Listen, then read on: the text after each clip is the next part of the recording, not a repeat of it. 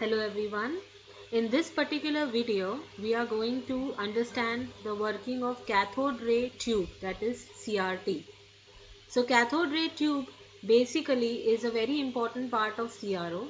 It's called the heart of CRO, and in this video we are going to learn what is CRT, that is cathode ray tube, what are the different parts of CRT, the diagram of CRT with all its parts, working of each part of CRT, and an aqueduct coating which is done on the flare of CRT tube.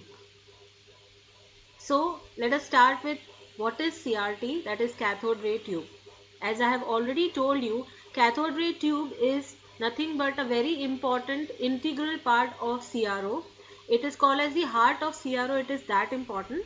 And a cathode ray tube basically is a horizontal conical flask. It's a vacuum tube which is sealed at both the ends and it is kept horizontal.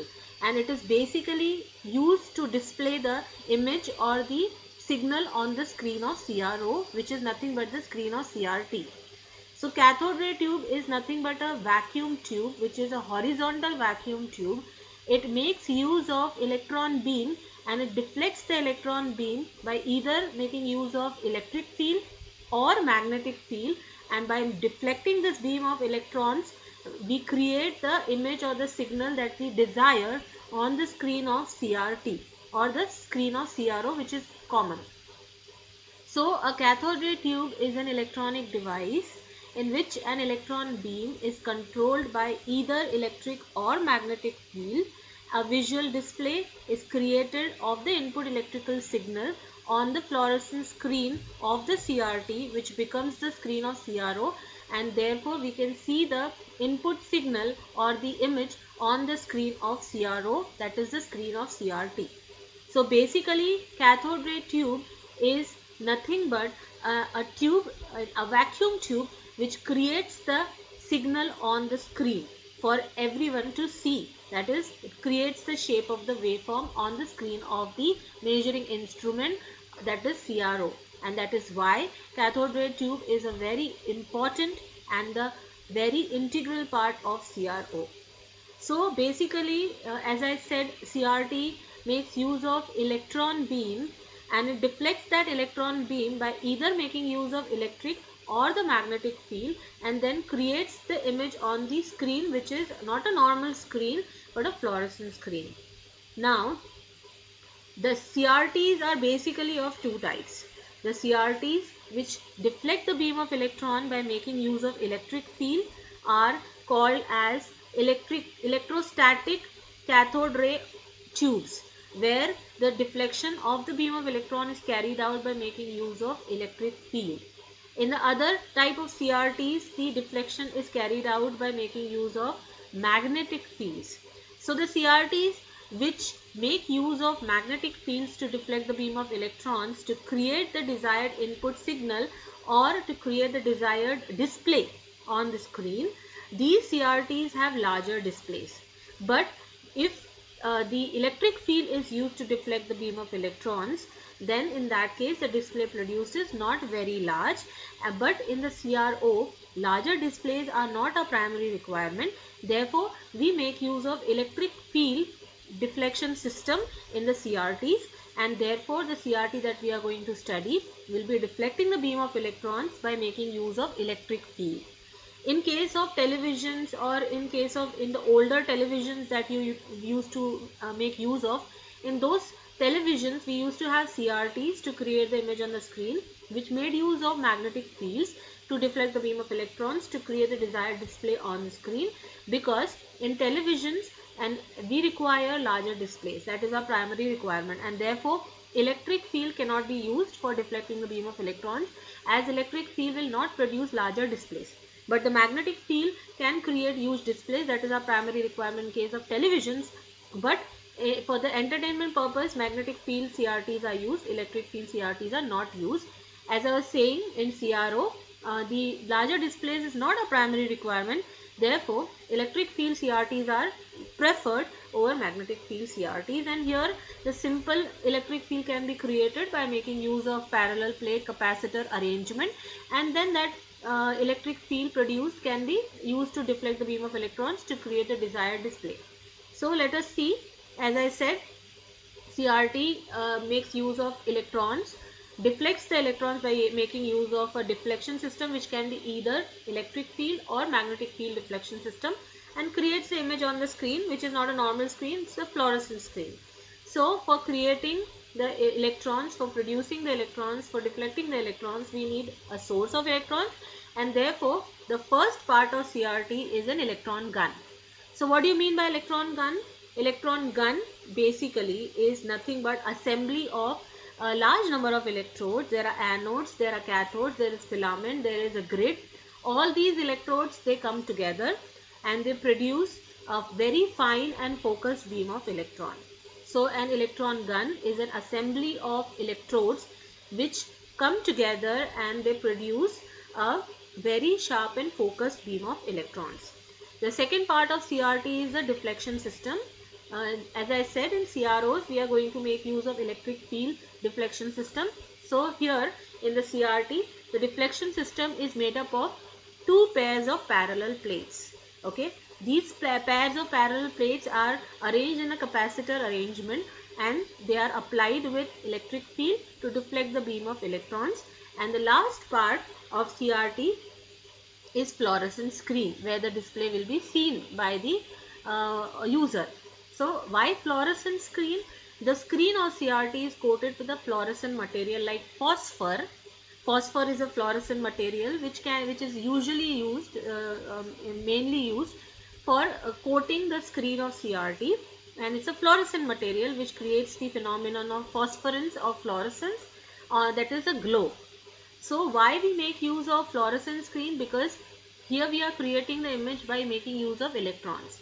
Electrons are fundamental particles. They have very less mass, and obviously they are not visible by naked eye.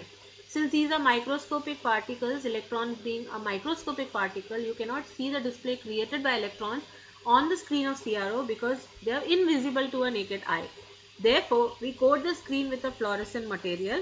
So when the electrons they strike the fluorescent screen, the place where they strike, because the electrons are coming from the electron gun and getting accelerated by the electric field which is there in the deflection system, they are very highly energetic. So these highly energetic electrons, when they strike the screen, the fluorescent material, that is phosphor, on the screen will create a phenomenon of fluorescence, and that is why the point where the electron strikes the screen glows, and we can see the display on the screen if we coat it with a fluorescent screen. But if you don't coat the screen with a phosphor material, electrons striking the screen, which is a normal screen, would not be visible to us because electrons are microscopic and we cannot see them, and therefore the image that they create on the screen of CRO will not be visible to the naked eye. So we want that the electrons striking the screen should be visible, their position should be noted, and that's the reason why the screen is always coated with a phosphor material, which is a fluorescent material. So as soon as the electrons strike the screen, that point is going to glow, which is going to give us the visual display of the image on the screen. So the CRT is basically made up of three main parts: electron gun assembly, which makes use of large number of electrodes to create the fine focused beam of electrons, the source of electrons; deflection system, which will then deflect the beam of electron by making use of electric field in this case, and can be magnetic field also if your requirement is of having larger displays. The last part is a fluorescent screen, where these deflected electrons are going to form the image, and the fluorescent screen is coated with a fluorescent material which is phosphor, and this phosphor material is going to glow to create the image on the screen of CRO. So let us see one by one the different parts of CRO. You can see here, this is nothing but the diagram of CRT. As you can very clearly see, this is a horizontal conical flask. It's a horizontal vacuum tube which is sealed at both the ends, and it is kept horizontal, and there is vacuum inside this particular tube. So at the extreme left of your CRT, we have the electron gun assembly, starting with, as you can see, filament F, then cathode K, grid G, which is at negative potential, then and there are 3 anodes, A1, A2, A3. So starting with filament F till anode A3, all these electrons, all these electrodes, sorry, are nothing but the electron gun assembly, which are going to produce a very fine and focused beam of electrons. After the electron gun assembly, in the middle you have two pairs of parallel plates. As you can see, the first pair of parallel plates is kept uh, uh, it's kept vertical, but it deflects the beam of electron in the, these are the Y plates and this is the X plate. So the first pair of plates is kept horizontal, but they deflect the beam of electron in the vertical direction, and therefore they are termed as Y plates. The second pair of plates are kept vertical, but they reflect the beam of electron in the horizontal direction, therefore they are termed as X plates. So there are two pairs of parallel plates, horizontal deflecting plates, which are X plates, and vertical deflecting plates, which are Y plates, to deflect the beam of electrons in the vertical and horizontal direction. Then the last part of the CRT is nothing but the fluorescent screen, which is at the extreme right of the tube, and this screen is coated with the fluorescent material phosphor to see the image, and this becomes a screen of CRO as well. So at the neck of the tube, this you can see at the flare of the tube, at the neck of the tube, starting from your screen till your anode A3, we have a coating done on the flare of the tube, which is called as aqueduct coating. Here you can see this is nothing but a delay line. So in this delay line we have various voltages and the rheostats available for changing the voltages. At the extreme left of this delay line we have very high negative potential, and the extreme right of this delay line we have very high positive potential.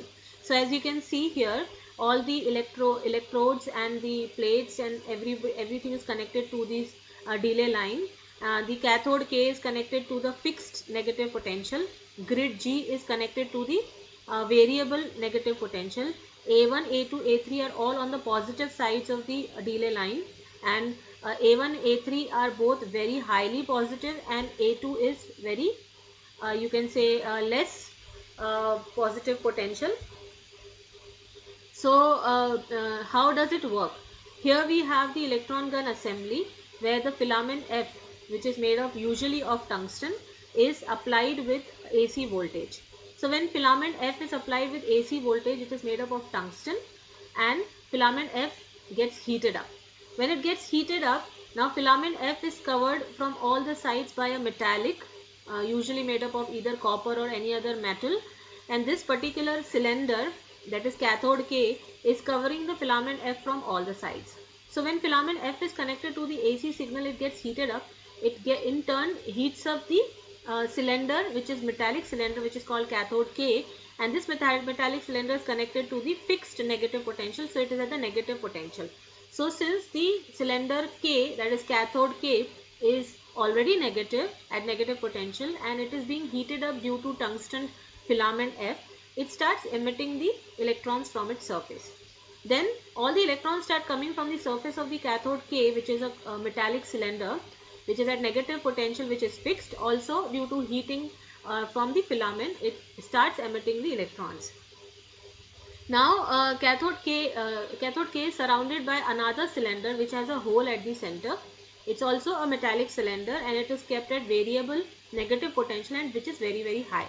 This cylinder is called as grid G, and also called as control grid G. So what happens is, this is also negative, and the electrons coming out from the cathode is also negative. So there will be a force of repulsion.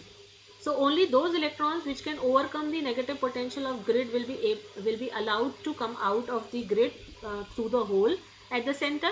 Rest of the electrons will not be able to make it, because they are being repelled by the negative potential of grid G. So all the electrons which will be reaching the screen will be dependent on the negative potential of grid G. So if the grid G is kept at very high negative potential, obviously the electrons coming out will not be able to come out of the grid G, because they will be repelled with very high potential, and therefore the electrons reaching the screen would be less. Therefore the intensity of the image produced on the screen would be less. But if I decrease the negative potential of the grid from this point to this point, few more electrons will get the energy to overcome the repulsion, force of repulsion being put on them by the grid G, and then more electrons will be able to come out and they'll be able to accumulate on the screen, and therefore intensity of the image on the screen will increase. So grid G and the negative potential of grid G controls the intensity of the image on the screen. So if you want that the intensity of the image on the screen should be large, the negative potential of the grid should be less. The grid should be made less negative. So if you want that the intensity should decrease here on the screen, you have to make the negative potential of the grid G very high, as it is as shown in the figure. So if the negative potential of the grid G is very high, less electrons will be able to come out and reach the screen. Intensity of the image on the screen would be less. If the negative potential of the grid G is very large, then intensity would be less. If the negative potential is less, it is made less negative, then the intensity of the image will be more. So intensity of the image on the screen is inversely proportional to the negative potential of the grid. Less negative potential of the grid, more positive the grid is, intensity would be larger. High negative potential of the grid, less positive the grid is, the intensity would be less. Okay, so let us say few electrons are coming out of the grid G at whatever negative potential the grid G is kept. Then they have to go through the positive anode A1, which is kept at very high positive potential. Therefore, negative electrons would be accelerated because there will be a force of attraction. After they overcome, they come across anode A2, which will focus the beam of electrons, as we have seen in our previous chapters, and you must have studied electron lens. Now electron lens assembly is formed between grid G and anode A2, where grid G is at negative potential, so it is considered lower potential, and anode A2 is at positive potential, it is considered as higher potential.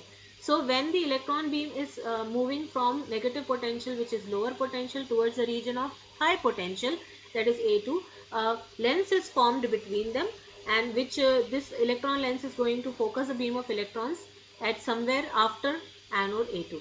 So now onwards, the electrons will be moving in a very fine focused beam of beam, and this beam will be further accelerated by A3, which is again at positive potential, which is very high.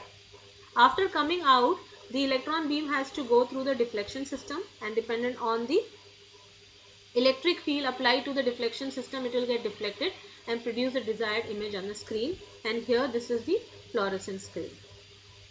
So the first part, as I told you, is an electron gun assembly, where we have a filament F, which is applied with the AC voltage, and this filament F is made up of tungsten. Surrounding this filament F, you have the cathode K, which is a metallic cylinder, and it is connected to a negative potential, and due to filament F getting heated up, cathode K, which is metallic and already at a negative potential, gets heated up and starts emitting the electrons from its surface. Then those electrons have to go through another cylinder, which is covering the cathode K from all the sides, and it is called as grid G. This is also a metallic cylinder which is at negative potential but variable. That is, the negative potential of grid G can be changed, and this particular cylinder has a aperture or a hole at the center. So when the electrons come out of cathode K, depending on what is the negative potential of grid G, they will be either coming out or they will not be able to make it because of the force of repulsion. So lower the negative potential of grid G, more will be the electrons coming out, and then they will be crossing the anodes A1, A2 and A3, all of them at positive potential. A1, A3 at very high positive potential, A2 at less positive potential. So the first lens would be formed between grid G and anode A2, which will focus the beam of electrons, and then they will be further accelerated by A2 and A3. So they will be reaching the screen. This is how electron gun produces a very sharp and focused beam of electrons. And then there are two pairs of parallel plates which form the deflection system. The first pair of parallel plates is kept horizontal, but they deflect the beam of electron in the vertical direction. Therefore, they are termed as vertical plates, vertical deflecting plates, or Y plates. The second pair of plates are kept vertical, but they deflect the beam of electrons in the horizontal direction. Therefore, they are termed as X plates or horizontal deflecting plates. So if I connect, let us say, in the absence of any voltage connected to the Y and X plates, the electron will be at the center of the screen. When you apply the potential to, let us say, Y plates, we are applying a DC power supply, or we are connecting a DC power supply to the Y plates, and the upper plate becomes positive, the lower plate becomes negative. Electron is at the center of the screen in the absence of any voltage given to any of the plates, and when the voltage is applied, input voltage, DC voltage is applied to Y plates, which are vertical deflecting plates. Upper plate, let us say, becomes positive, lower plate becomes negative. The electron being negatively charged will be attracted towards the positive plate, so it will move up, it will be deflected in the upward direction. If we reverse the direction of the voltage, negative plate is the downward plate and the upper plate acquires a positive charge, then the electron will be moving towards the positive plate in the downward direction. So in this way, the electron beam can be deflected by making use of deflecting plates either in the vertical direction or in the horizontal direction. If both are applied with voltages, both the pairs of plates are applied with voltages, then according to the voltage applied, this beam will be moving. So let us now see how the image is created on the screen of CRO by making use of the electric field to the Y and X plates. So here I have not shown the X plates, I have only considered the Y plates. So they are kept horizontal, but they deflect the beam of electrons in the vertical direction. Therefore they are termed as vertical deflecting plates or Y plates. In the absence of any voltage applied to Y or X plates, you will find the electron beam or electrons beam striking the screen of the CRT at the center. It will be seen in the form of a spot which will be glowing due to fluorescent material coated on the screen. So this is a zero position where you will find the electron, and when you apply, let us say, sinusoidal wave to these Y plates. Sinusoidal wave is an alternating signal. It's a signal which goes on changing, it keeps on changing. The voltage goes from positive half cycle to 0 to negative half cycle. Then what happens? So let us say we consider different points on this sinusoidal wave which is applied to the Y plates. We consider the zero potential at point 0, highest positive potential of the positive half cycle as 0.1. Again coming back to 0.2, going to negative potential, highest maximum negative potential in the negative half cycle as 0.3, coming back to 0 is 0.4. So let us say when this sinusoidal wave is applied to the Y plates, what happens? In the absence of any voltage to X or Y plates, or the vertical deflecting plates or horizontal deflecting plates, electron beam will strike the screen at the center, and it will be seen in the form of a spot glowing due to fluorescent material at the center, that is at this point 0. So when you apply this sinusoidal wave to Y plates, we have not applied anything to the X plates yet. So the horizontal deflecting plates are not being applied with any potential yet, but the potential, which is a sinusoidal alternating signal, is applied to the Y plates only. So at the point 0 of the sinusoidal input signal that is applied to the vertical deflecting plates, that is Y plates, the potential given to the plates is 0. Therefore neither of the plates acquire any charge, so electron beam will not get deflected. It will remain at the center, that is at point 0. At point 1, the electron electron will get deflected depending on which plate becomes positive. So at point 1, the AC signal is having very large positive potential, and therefore let us consider the upper plate becomes positive and the lower plate becomes negative. So the electron being negatively charged, it will get attracted towards the upper plate and it will be found at point number 1. Again at point number 2, the voltage becomes 0, so the electron will come back to its center.